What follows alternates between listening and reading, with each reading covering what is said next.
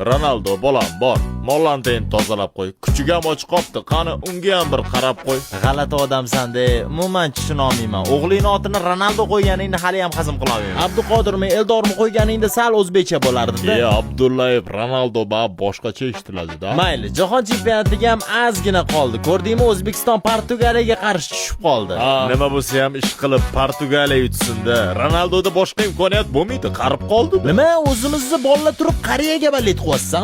Ronaldoga tiltak qizmi? So'yib tashiyman, ushisanmi? O'zingni o'qitib olgan xonma futboli deb yaqiningga sakrama. Uzr o'rtoq, qizishib ketdim. Ke o'tir, keksa qilaman. Dada, tinchlikmi, nima bo'ldi?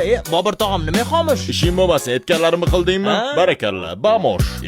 Nima qilyapsan? Klik ilovasida Klik chempion o'yinini o'ynayapman. Penaltidan gollar urib, chiptalarni yig'yapman. Eng ko'p chipta yig'gan odam g'olib bo'ladi va Amerikaga sayohat uchun tur paket yutib oladi. Yo'q. Undan tashqari O'zbekiston hamda Portugaliya o'yinini jonli ko'radi. Sanam urinib ko'r, 5 ta tur paket o'ynalyapti. Bo'ldi, men ham o'ynayman. Jahon chempionatiga borishim kerak, yutmagunimcha qo'ymayman. Keyin O'zbekiston bilan Portugaliya o'ynayotganda o'zimizni bolalarga Ronaldoga balet qilaman. O'rtoq, biz boshqa do'stlashmaylik. Nega? Uyalaman-de.